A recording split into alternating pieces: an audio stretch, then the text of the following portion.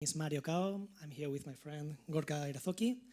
And we are going to present decentralized workload distribution with leveraging on cryptographic sortition, like for example with VRFs, we'll show it later, and algorithmic reputation systems. So we will both work at the Stampery Labs, and we've been building for the last years Witnet, which is a decentralized Oracle network. So during this talk, we are going to go through the problem statement. Then we're going to try to discover what kind of challenge have arisen regarding this problem statement. And then we are going to design a generic workload distribution system. And finally, we're going to showcase an example of this system, which is Witnet. And we're going to have some kind of conclusions and takeaways. So what's the problem? Before really going deep dive with the problem, first we're going to do some kind of taxonomy, some classification about what kind of workload distributions there are out there. And we make a really simple classification with, for example, full replication systems like Bitcoin or Ethereum, in which all the nodes, they have to execute all the transactions in order to reconstruct the world state. Then we have sharded systems that are like sort of chains of chains. They are really similar. Also, they are anchor and some kind of chain relay, or when you name it. And then, in a different dimension, we have classification depending on the type of task. One of them are, for example, systems that normally try to split the task into subtasks. That's the case, for example, for mining pools. Also, the famous case of Boeing protocol that is using SETI at home or set at home, and even the torrents. And then the nice ones, and the one that we're going to focus during this talk, at the task that we call hardly probable. This is the case of, for example, Filecoin and Witnet. So what are hardly probable tasks? These tasks are a special kind of task that it really doesn't make any sense for all the nodes to really execute those tasks by the whole network. It really doesn't make sense. Why? For example, they could be because they are not verifiable at all. Imagine doing a query to an open API. They are not deterministic, like for example, a random number, or maybe they are just really computationally heavy. So doing the verification of those transactions takes so much time that really doesn't make sense to be done by the whole, or the entire network. So having that in mind, the problem would be like how to distribute hardly probable tasks in an efficient way among really important in order to be decentralized and trusted entities, without compromising the task integrity, trying to be as trustless as possible. So, having this problem statement in mind, let's try to go to what kind of challenges there are. Going step by step, let's start with distribute hardly probable task. So here the questions are like, how should I assign those tasks among the entities? Should they be assigned really equally? For example, following a round-robin scheme? Or how can we do this kind of assignments without having central coordinators? There are normal questions in any distributed workload distribution system. So later on, we have the untrusted entities challenge. So how can we really be sure that those entities are executing those tasks? How can we be sure that they didn't manipulate the outcome? They didn't tamper with the data outcome? And finally, how can we provide some kind of security to all these task execution, like for example, avoiding or deterring civil attacks? And the last set of challenges, they are regarding how to do this efficiently and really providing some kind of task integrity. Here, the first question is obvious. What does efficient mean? Does it mean to be also scalable or not? Then the next questions are about how can we really, in a distributed workload system, how can we really maximize the probabilities that the task outcome has some kind of integrity, have some kind of quality? And finally, it's the liveness property. How can we be sure, like after a certain period of time, this task has been executed either successfully or with an error? So after all these open questions, we came with a name, the Holy Grail of workload distribution systems, that are only a set of characteristics that we would like to have in a decentralized workload distribution system. It's important to be decentralized in order to avoid having central coordinators, to be scalable, to have the property of liveness. But at the same time, we want to care about the security, and there is also a nice feature also like, which is the fairness that we're going to explain in the next slides. So, I leave Gorka.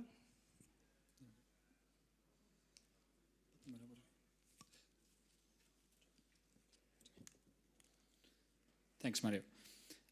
Yeah, so basically we will go one by one through the key ingredients that we said a protocol that we imagine should have, and actually revise what we understand by all those components, right? So for instance, centralization for us, as Mario said already, we don't want a central coordinator to actually distribute the work among the nodes we have, right? That's the #1 thing we want. We also, at the same time, want no single point of failure. So imagine that we distribute the work to one node only, right? So if this node is not available, that work gets incomplete, right? So that's something we don't want either. And also something very important, we don't want an entity to have enough power to actually be able to censor or tamper with the work that we want to distribute. Oops, sorry. Yeah. Scalability. So essentially, what do we understand by scalability? So we understand the fact that there's work that can be more or less complicated or basically cost efficient to perform. So we imagine a system in which we allow work chunking. So basically, this means that the task can be chunked in several subtasks. Each of those tasks can be independent and basically can be executed by several nodes at the same time. That's what we call parallelization. And the last one, it's very important because it's very natural to the kind of work we're trying to distribute, which is non-verifiable work or non-deterministic work. And it's the replication factor, which means that we cannot ensure the integrity of the outcome of the work, basically because it's not verifiable, right? So we need several nodes to actually execute that task. As Mario said, liveness, what we would like is that when we insert a work to a network, we want eventually to receive a result. We don't care if that result is the work couldn't be completed, or basically the work has been successfully completed with this result, but eventually we want a result. In terms of security, of course, what we imagine the network or the protocol to look like is basically that if we put a fully replicated protocol aside, basically we compare them, we insert the same inputs to both networks, we want the result to be the same. So basically we want our network to actually behave like a fully replicated network. That means, of course, that no task outcome should be possible, and also very important, we should deter freeloading and civil attacks. We will see later how this can be done. And lastly, this is kind of a very nice to have, which is fairness. So we would like the work to be distributable to nodes in an even manner. That means that there's no node that actually gets to do all the jobs, and basically nodes that are idle. Also, we would like to assign works in a metric-based way. So essentially, that there is a metric that quantifies how honest or dishonest or how well or bad some nodes have completed the job. Additional considerations, of course, we would like people that join late in time in the network. So we would like to assign them a probability to actually perform those jobs as well, so as to avoid anti-hoarding. So what we don't want is an oligarchy or a set of oligarchies executing the jobs, because that means that they would be bribable.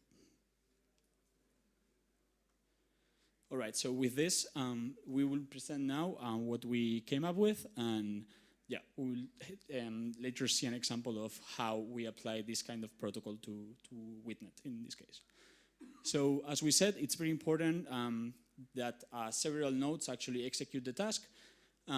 Because again, we're dealing with non-verifiable jobs, and that means that we need some kind of committee selection, right? So we're going to leverage that with the usage of verifiable random functions, or VRFs.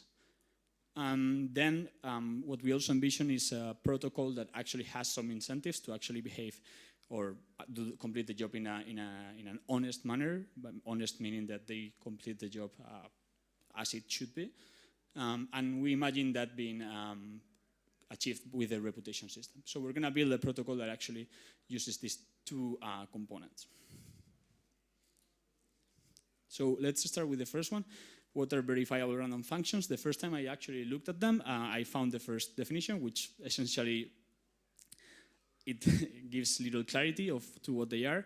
So I'd rather read the second one, which is very crystal clear for me. It's basically the public key version of a keyed cryptographic hash. So in a keyed cryptographic hash, you usually use a symmetric key. So just change that with the public key and you have kind of the same properties. How do they work? Well, we have a prover and a verifier, of course. So the prover gets a message, which we call here input, and also it has a secret key that only he knows. And the output is a proof of this kind of execution, and also a random value that can be used for different reasons or for different use cases, as we will see later. And essentially, how does the verifier verify this? So it takes the public key of the prover, it takes the same input, and it takes the proof. And basically, the algorithm is going to say whether the proof was valid or not. So why are we using verifiable random functions? Because in the end, again, what we want to build is a system that is able to select committees, right, to perform jobs. So yeah, what we would like is a crypto sortition kind of scheme, right, in which every task is performed by a few randomly selected people, but we want some characteristics of this crypto sortition, right? So for instance, what we want is that no one is able to compute the eligibility or no one is able to compute whether someone else is in a committee or not. That's what we call secret, right?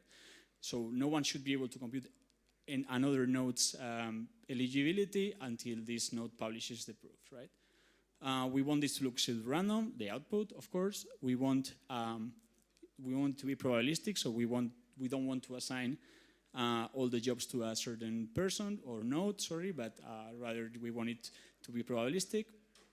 We also would like to be verifiable, and we also want that each node has a single shot of becoming eligible to a certain job. So essentially, almost all those characteristics are given by the verifiable random functions, and that's why we will use them. So as we said, we have certain nodes executing a job, non-verifiable and non-deterministic, and that means that they have to reach an agreement, right?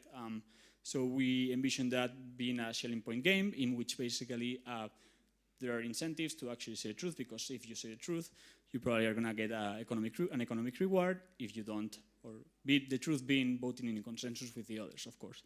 And if you don't, you don't get the economic reward, right? So in this kind of scheme, the most probable outcome is to execute the most, let's say, the outcome that guarantees the money is basically to actually execute the job and report the correct result.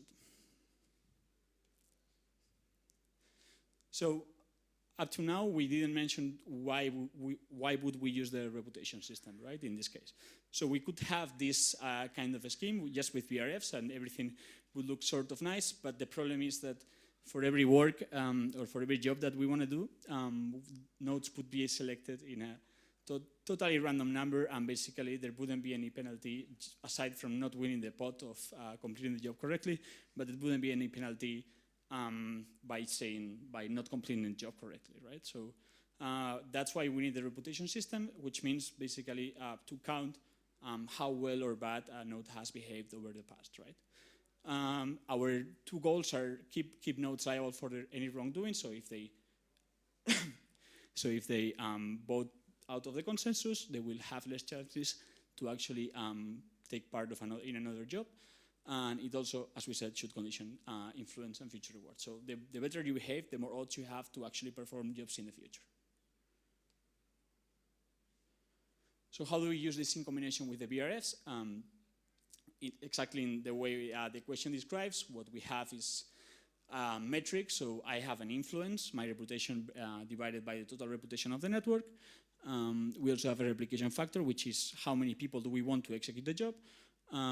We have a public randomness, that's a must. And of course, we have a task ID identifying each of the jobs we insert in the network. And basically what you do is kind of a VRF with the randomness and the task ID, with the secret key, of course, of the node that is computing the eligibility. You divide that by the 2 to the L, where L is the size of the proof. And yeah, you basically get a number between 0 and 1 that you compare it to the right term. So again, when you try to build a reputation system, you have to be very careful with how you define rewards, penalties, issuance, or redistribution. Of course, rewards and penalties we already mentioned. Why are they important? Because they're going to affect actually the way nodes are selected for future jobs. So that should be designed with thinking that it will actually impact on how well the node's profitability. The issuance is very important because, so I don't know if you're familiar with the term whitewashing, but basically a node, if it starts with a reputation that is above the minimum one, so if it falls below that default reputation, they can open a new identity at 0 cost, right? So basically it's important to think the issuance correctly. We'll see later how we did it. And of course the redistribution, right? So we don't want someone that acquired reputation at some point in time to hold it forever, right? So that means that at some point that reputation needs to expire or be redistributed over the network.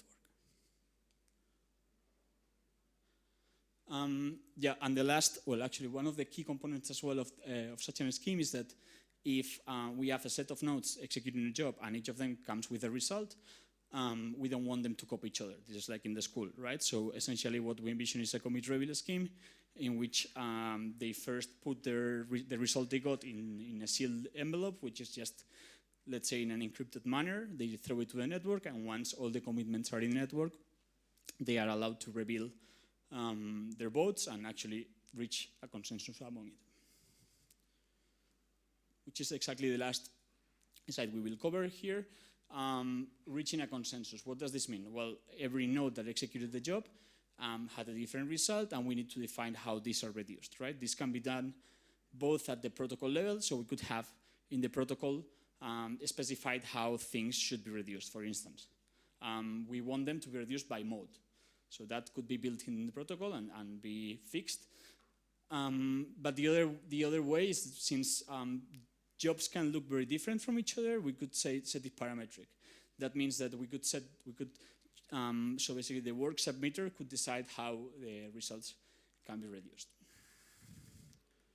And now Mario will explain what design decisions we made for the case of Witnet.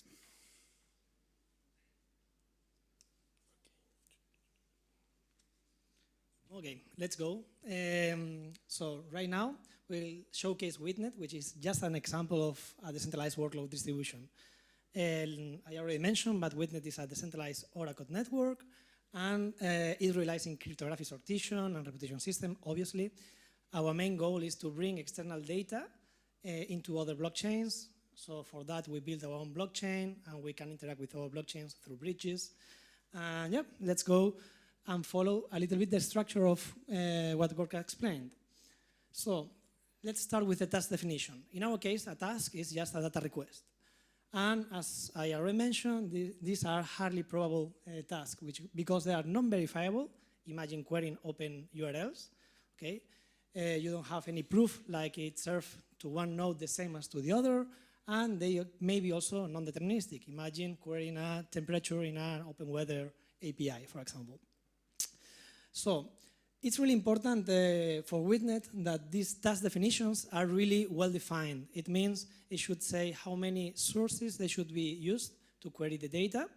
So it should also mention and define formally how this data should be aggregated, and then how the reports or the results from different workers or witnesses, whatever you call it, how they should be also aggregated and determined, okay?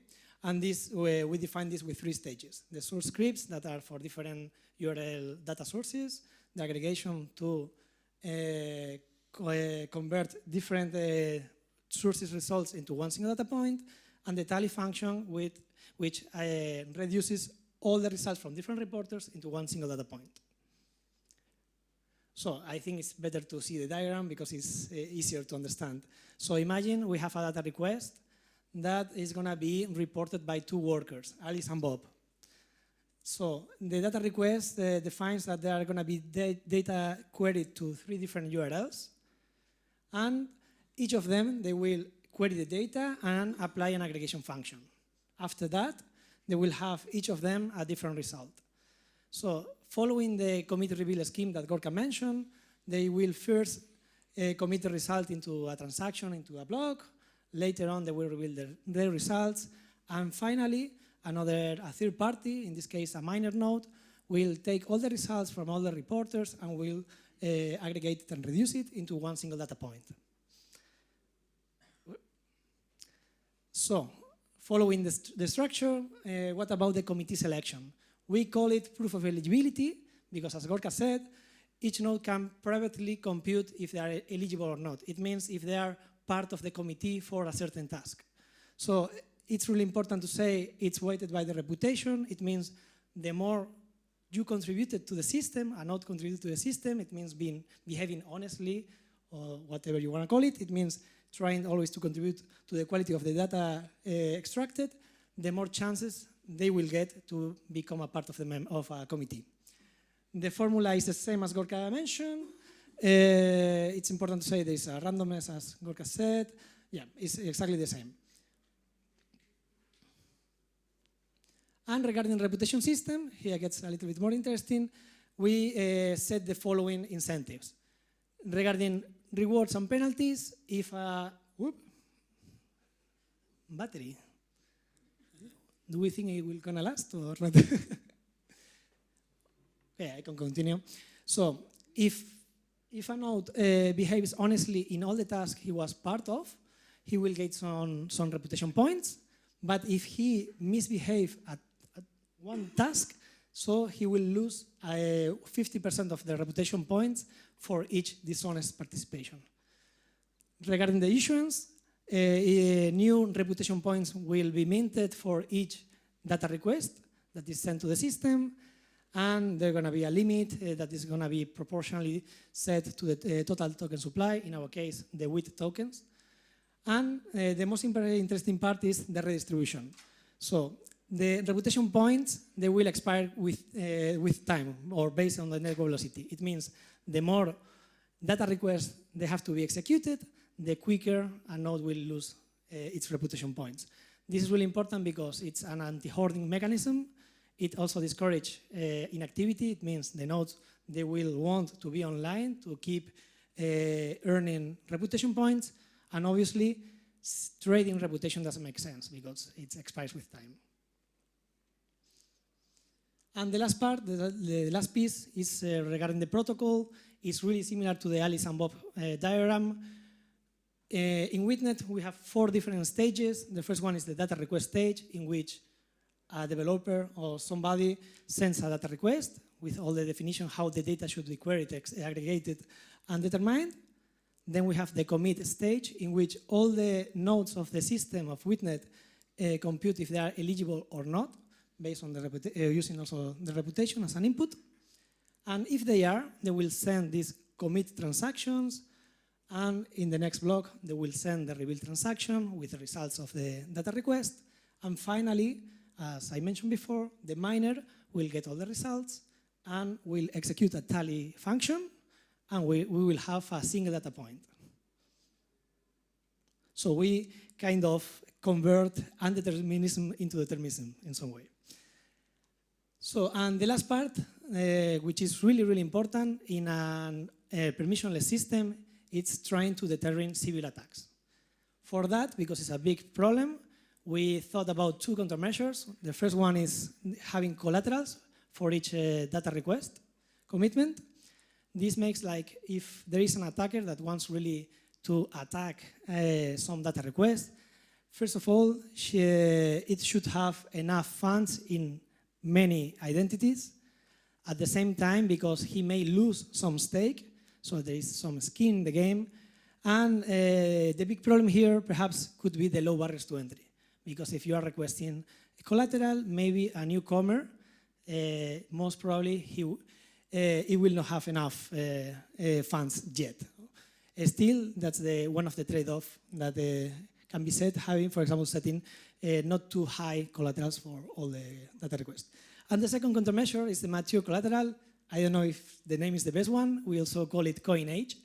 And it's just like, in order to put some stakes or to join a committee and put some stakes, some collateral, these funds has to be at rest at least for a certain period of time.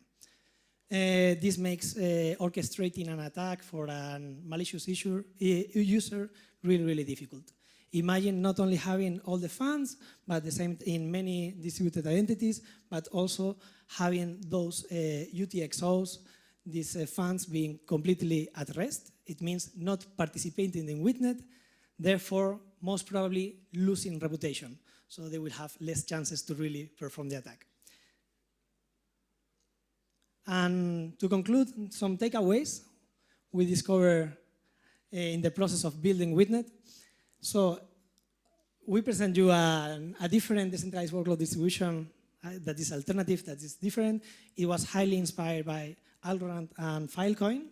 There are two main takeaways. The first one is like, obviously, when you are designing such a system, the task nature affects completely your entire system design. So it has to be taken the first thing of all. And the second one is like, perhaps the most important one is like, we saw like during the process of defining and building Witnet, we have to make a lot of, to find the sweet spot or finding the right balance from different trade-offs. I give you some examples. For example, the more parameters you allow in a data request, most probably the more difficult it is for a newcomer to build it. At the same time, I already mentioned the low barriers to entry and civil attacks, which if you allow or make it facilitate that newcomers can join the system really quick, most probably you are also not deterring enough some civil attacks. And at the same time, simplicity versus attack surface. Let's say during the process we wanted to cover some edge cases, and at some point we also always wanted to keep it simple as much as possible in order to avoid to really increasing the attack surface. It means the more complex you build your system, the more you have to be really cautious. So, and that's all. Thank you very much for listening. And just a quick reminder, we have all the talks in the incoming days. One is about SGX, the other one is about bridging, a non-POW and POS sidechains with Ethereum, and the last one is Radon, which is a domain-specific language in order to define those data requests. Thank you very much.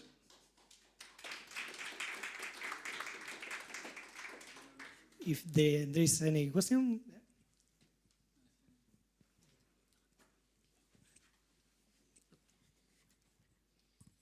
Hi, this is really interesting.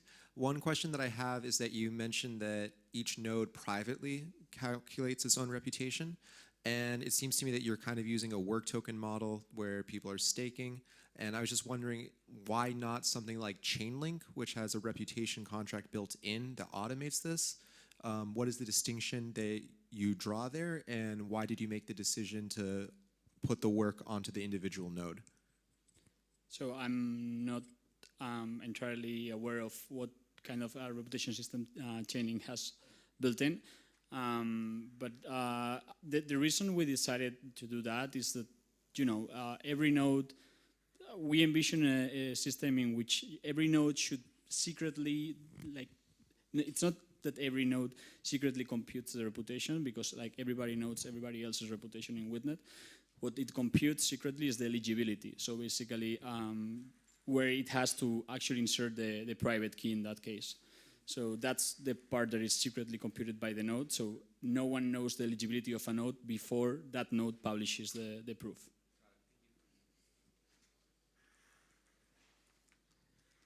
Anyone else? Can I use Witnet for helping me to Can I use Witnet to, in some way collect trustworthy information from oracles? Like, can you be more specific on that one?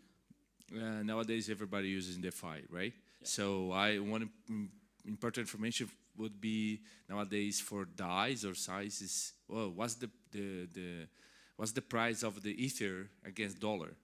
It's as important information. So, do you think I can use something in Witnet in order to collect trustworthy information? Absolutely, yes. So right now, anything that is available in public APIs, like the Ether to USD price, for instance, that you mentioned, you can retrieve it through Witnet. But I think the good part of a system like Witnet is that you don't even have to trust one single API, but rather you can feed several APIs, and then you can decide how the results that each API gives should be aggregated. So in our way, when we designed Witnet, we actually foresee that, we don't want any single point of failure, not even the API in this case. So yeah. Also, if you are curious, we have also a price feed example that really showcases exactly this specific use case. It'll be on Thursday, the Redum. Yeah, the Redon is just the language in order to really specify the different stages I mentioned, like how to retrieve the data from different URLs, how to aggregate them, for example, filtering out those that fall out of the deviation, standard deviation, for example, and then how to aggregate the same function or similar function to aggregate results from different reporters. So here the URLs could be like open APIs, providing the price feed, Bitcoin against USD, whatever. That's it. I really encourage you to take a look to the price feed example, which is really showcase super good how the Witnet works and why we design Witnet like that. So, where could I find it? Or are you going to show it during the presentation? I will tell you, but it's docs.witnet.io. I think in the repo that you see over there in the slide, there's a really nice example in a truffle box that you can actually take a look at, and yeah, that should serve as a starting point for that.